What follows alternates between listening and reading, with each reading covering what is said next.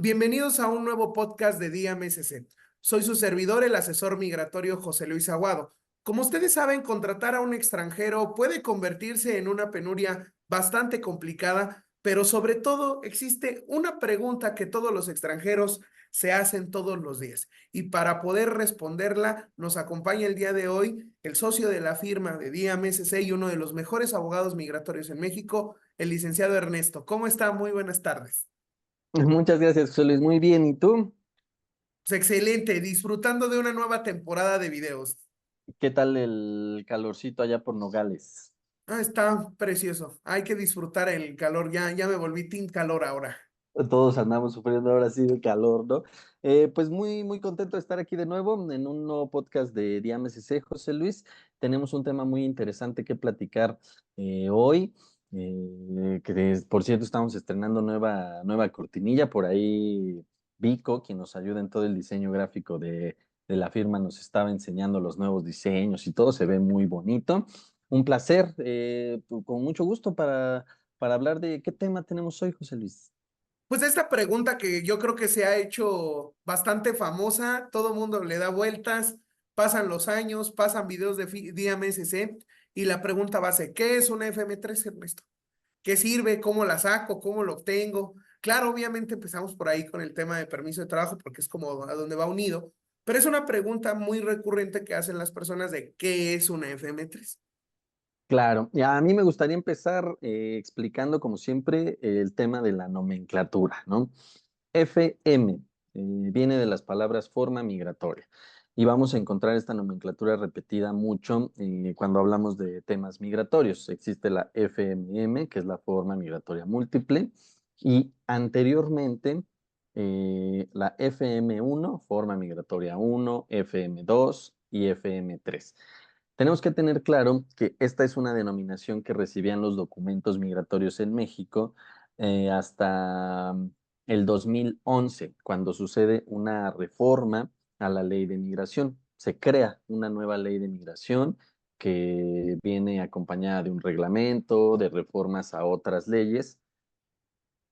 Solo como dato, que es creo que muy importante, esta reforma viene acompañada con una reforma constitucional en materia de derechos humanos. Se le da al derecho migratorio eh, pues el sentido que lleva la reforma de derechos humanos. Es decir, en la ley de migración se incrustan los derechos humanos, por eso es tan importante.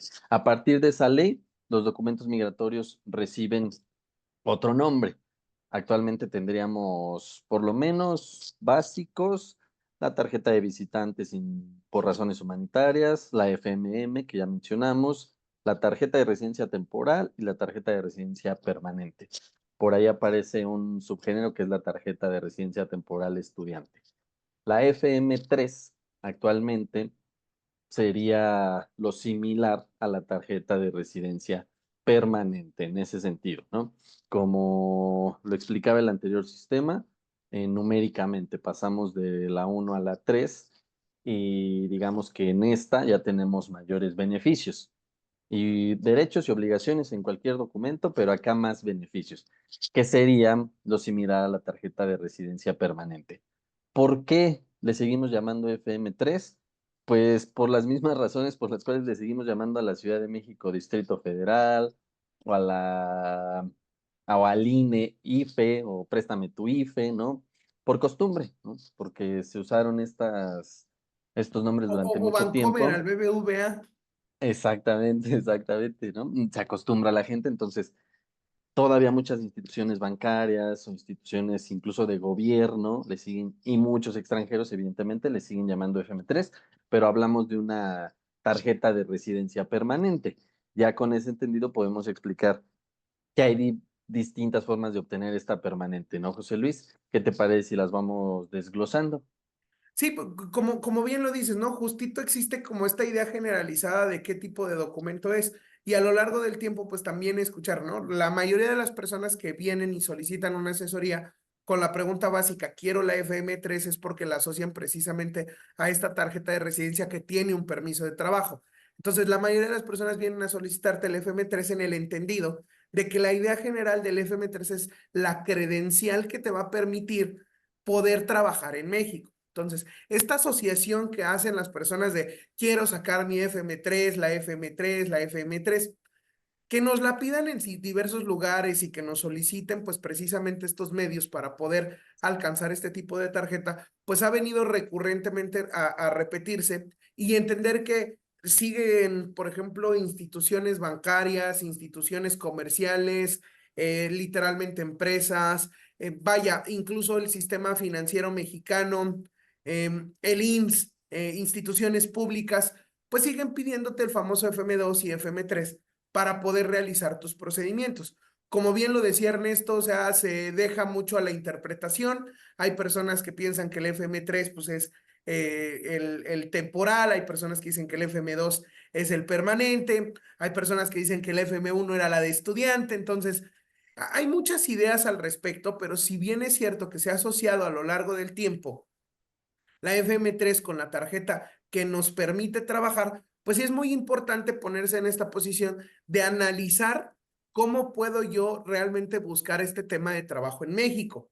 Ahora, el entender cómo obtener un permiso de trabajo depende de dos aspectos generales. Y para esto es muy importante siempre entender que la obtención de un permiso de trabajo, la modalidad para poder obtener una forma de trabajar en México siempre va a depender de que haya una empresa o de que yo ya tenga una residencia para poder obtener este permiso de trabajo. Y en estas dos grandes dificultades que nos vamos a encontrar, pues hay que entender que toda empresa que quiera contratar a un extranjero va a tener que tener el permiso de migración para poder realizar este tipo de procedimientos. Ahora, solo los extranjeros que ya cuenten con una residencia temporal van a poder acceder al permiso de trabajo en esta modalidad de independiente o de autoempleo. Solo los estudiantes van a encontrarse limitados en la posición de no poder obtener un permiso de trabajo si la escuela no se los autoriza y si el trabajo no va asociado con lo que están estudiando. Pero aquí es donde vendría una pregunta, ¿no, Ernesto? A ver, ¿una empresa puede contratar a un extranjero que no tenga permiso de trabajo? Digamos que sí puede, no debería. Siempre que hablamos de temas jurídicos tenemos que diferenciar el deber ser del poder ser. Entonces, muchas empresas, lo que sucede en México es que muchas empresas tienen una especie de miedo, llamémosle así, por contratar personal extranjero, tal vez por desconocimiento de los trámites o porque tienen miedo tal cual a que haya sanciones, a que haya faltas, temas económicos, etcétera.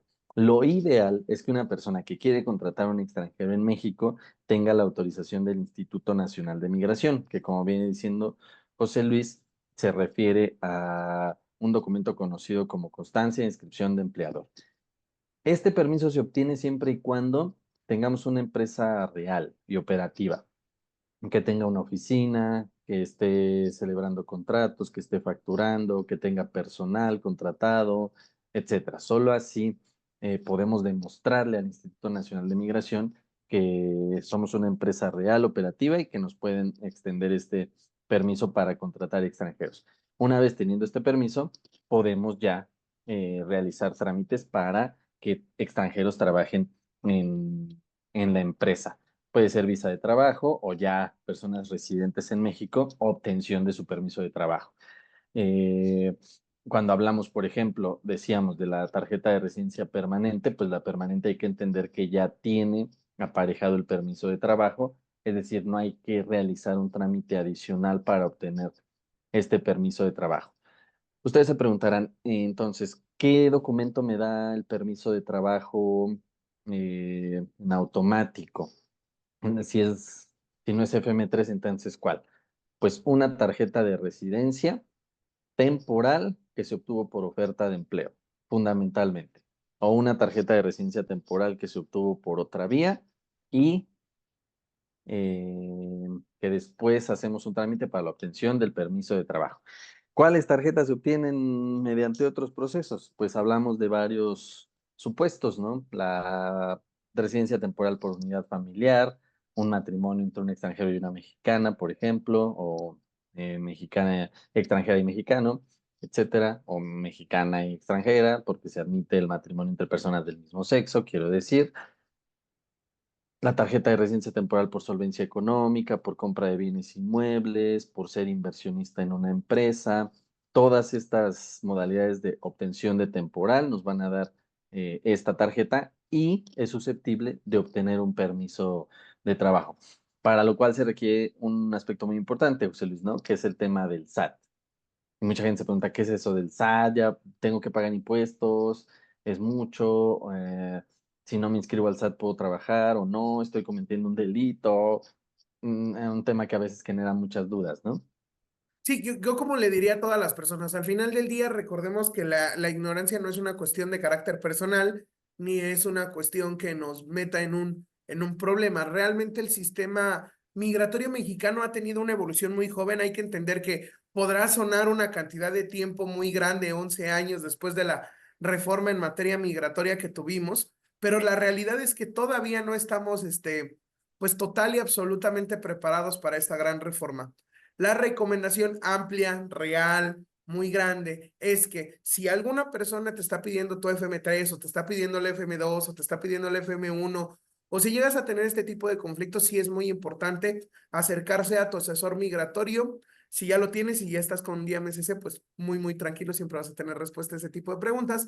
Pero la realidad es que si estás en esta posición de quiero empezar a trabajar o quiero realizar algún tipo de procedimiento, entendamos que también hay mucha gente que últimamente, en estos años, viajó a México, tuvo residencia, obtuvo una cuenta bancaria, la cuenta bancaria la dejó allí, hoy quieren regresar y le están pidiendo FM2, le están pidiendo FM3, y ante esas perspectivas siempre es importante volverse a situar en el contexto correcto con las leyes correctas. Sin más por el día de hoy, yo creo que yo dejaría hasta aquí, te dejaría despedir el video del día de hoy, Ernesto.